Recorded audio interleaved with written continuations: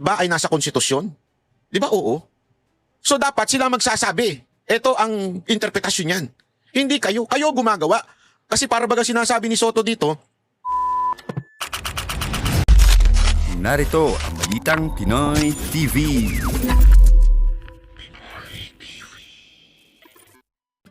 mga kababayan, bakit parang gigil na gigil si Tito Soto sa impeachment? Gusto raw pahirapan? O gusto talagang pabilisin lang?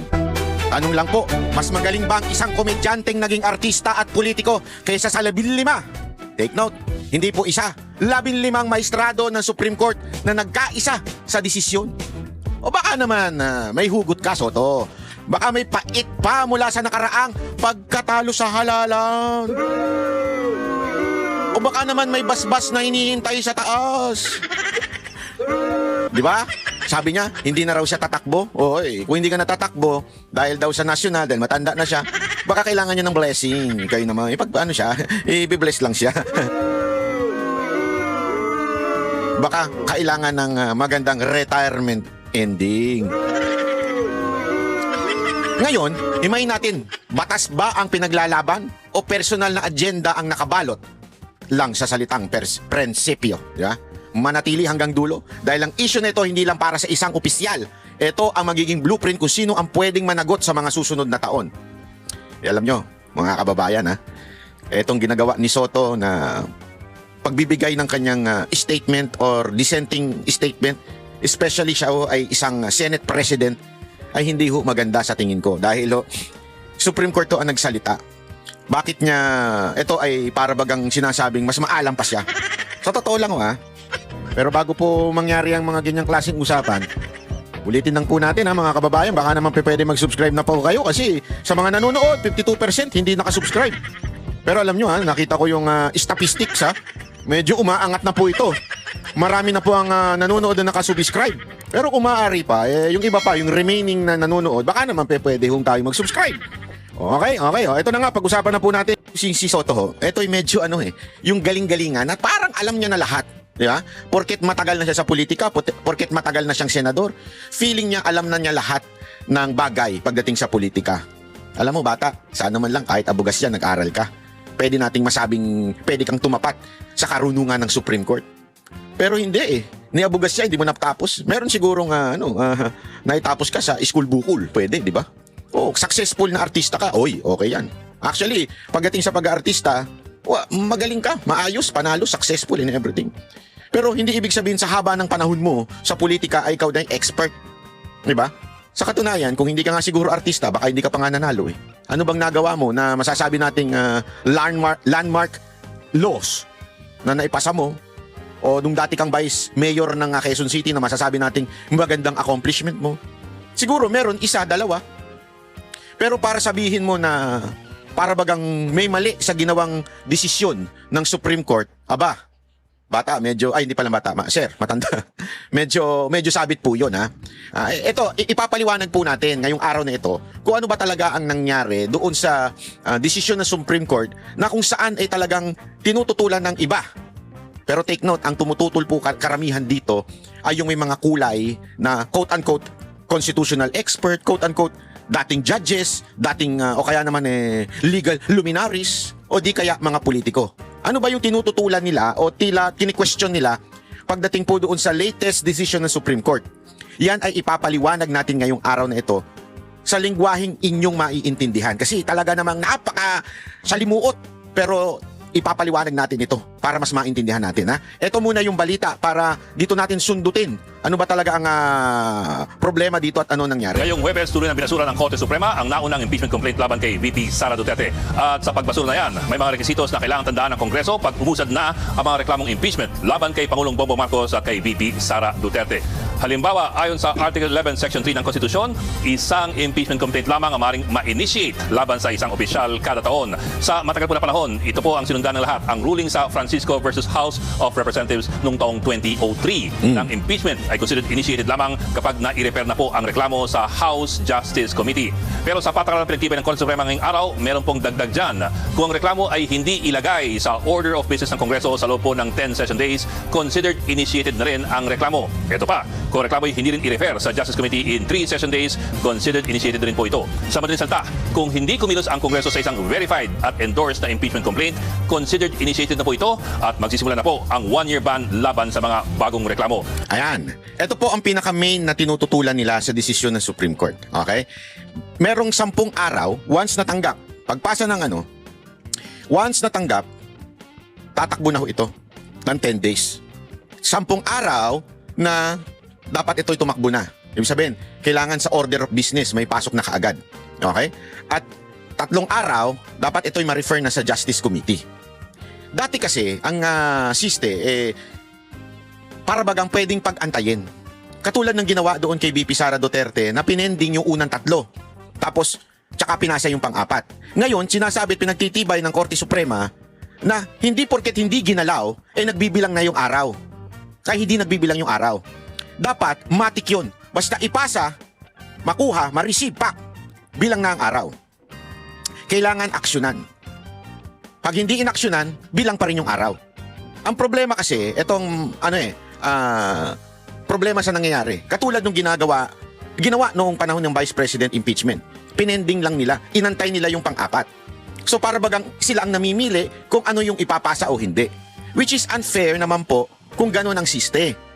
Ang sinasabi ngayon ng ilan, sandali, teka lang. Hindi dapat gano'n. Dapat talaga, kailangan, anuhin kagad dyan.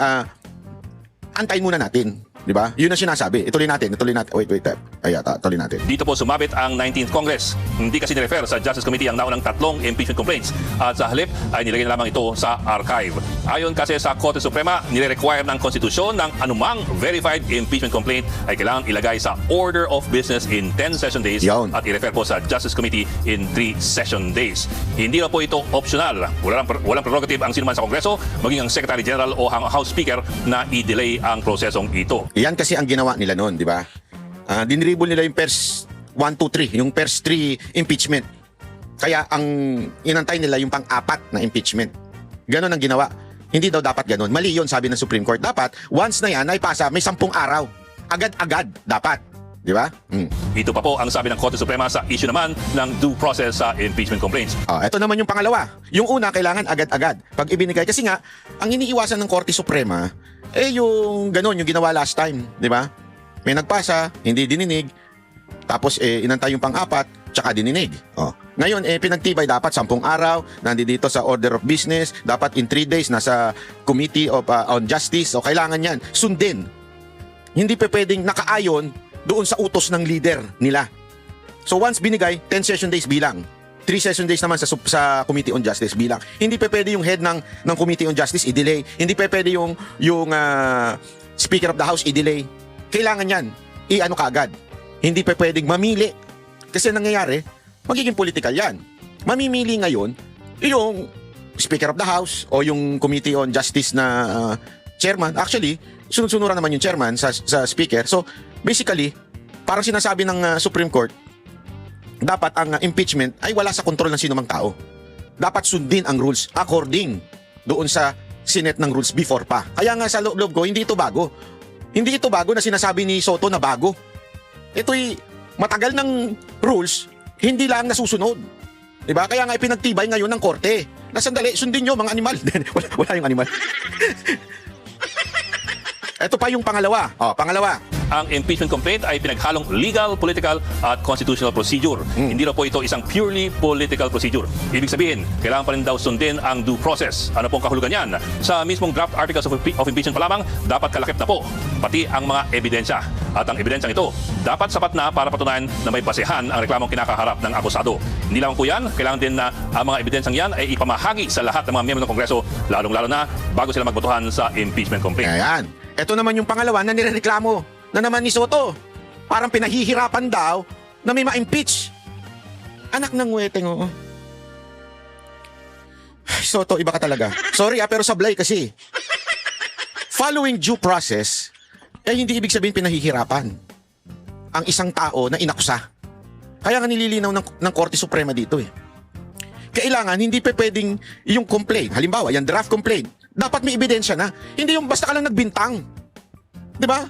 Kaya nga dito patas Bakit? Doon sa unang desisyon, parang pumapabor doon sa kay VP Sara Duterte. Pero dito sa hindi pala unang desisyon, doon sa unang punto, dito sa pangalawang punto, tingnan ninyo kailangan yung complaint merong sapat na ebidensya. Ibig sabihin, hindi pala sapat na ebidensya, merong kasamang ebidensya para magkaroon ng substance. Di ba? Nasa rules naman yun. Pangalawa, yung ebidensya, sufficient to prove, di ba? Ayan, charges. Hindi ko na mabasa, sorry.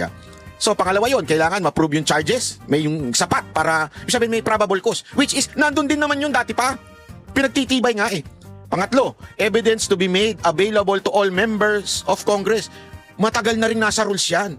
Ang gusto kasi ni Soto, para bagang mamaya, paparinig natin yung interview niya, para bagang sinasabi niya, so paano? Ibig sabihin, literal, kailangan, kung hindi may isang pumirma na congressman, hindi may papasa? Ang lakas, Soto, pambihira ka, oo. Ang importante dito, nabigyan ng kopya yung mga congressman. Nabigyan, na-receive. Doon sa opisina, receive. Oh, na-receive mo Kasalanan mo kung hindi mo binasa. Ito si Soto, Dapat ako na lang nag-senador kaysa sa'yo. Sorry Hindi, biro lang. Kasi yan mamaya, papakita ko sa inyo yung kanyang argumento na sablay. Yun lang, may ilan ang pumalag sa mga bagong patakaran. Halimbawa, ayon po kay Atty. Rene Sarmiento na isang delegado ng 1987 Constitutional Convention, bagamat nirespeto nila ang desisyon ng Korte Suprema, ito raw po ay judicial overreach. Ang pagpataw raw ng mga bagong rekisitos na wala sa konstitusyon ay katumbas raw ng judicial amendment to the Constitution. Dahil mas pinapahirapan daw ang impeachment process, hindi na raw maituturing na weapon.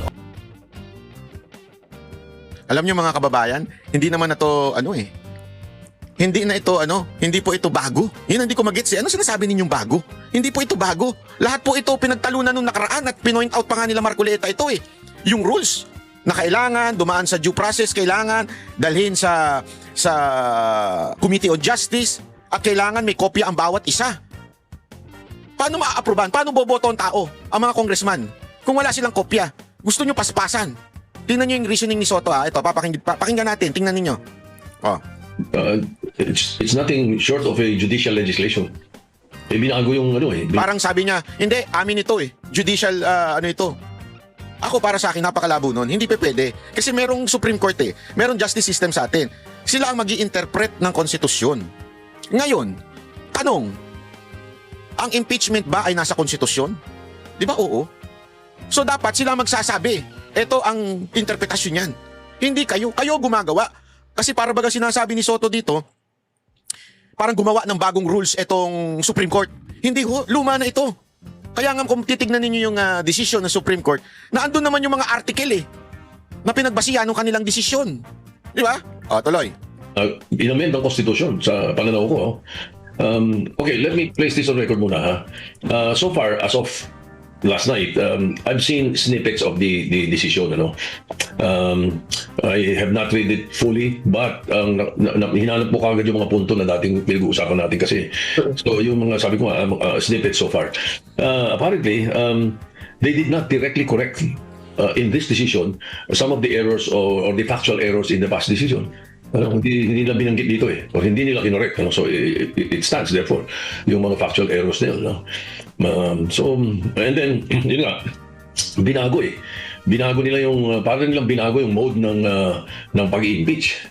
Mas mahirap, mas humirap na ngayon. Dati nga madali, sapagkat yan talaga nilagay sa konstitusyon niya ng mga gumawa ng konstitusyon, lalo na yung option 3 na tinatawag nilang option 2 na 1/3 signatures lang, forward na kagad. Hindi ba dati nga prayer lang, finorward na di ba? Sapagkat meron ng 1/3 na nakapirme. Because kaya nilagay yan para sa isang opisyal, impeachable officer na hindi ginagawa ang trabaho niya o merong maling ginagawa sa trabaho niya o nakakaperwisyo sa bansa, nakakaperwisyo sa ginagawa niya para sa tao, ay pwede. Ganito pa rin kaya ang tono ni Soto kung kay BBM na? Kasi parang sinasabi niya, gina-justify niya yung dating mabilisang impeachment I think it was ERAP at that time yung mabilis na impeachment na sa tingin ng Supreme Court at this moment. Kasi ito, babasahin ko sa inyo. Ito yung sinabi ng Supreme Court. Una, no impeachment proceeding shall be initiated against the same official more than twice and within a period of 1 year. So, nililinaw yon, diba? Isang beses ka lang pwedeng ireklamo sa impeachment kada taon. Bawal lang paulit-ulit. Matagal na yan. Pangalawa, nagsisimula ang kahit hindi pa na-refer, basta na-file na at hindi ginalaw ng tamang oras, pwede na rin ituring na nagsimula na. Kasi ang problema dito, bakit ganon? Kasi nga ang nangyayari, pinipending. Katulad ng ginawa nito nakaraan, di ba? So, merong pinanggalingan nito, yung 1987 Constitution, no impeachment proceeding shall be initiated. Hindi nito sinasabi kung kailan eksaktong nagsisimula, kaya nagkaroon ng interpretasyon. So, ininterpret ngayon ng Supreme Court dahil sila po ang nag-i-interpret. Bakit nila ginawa yon? May jurisprudence. Okay?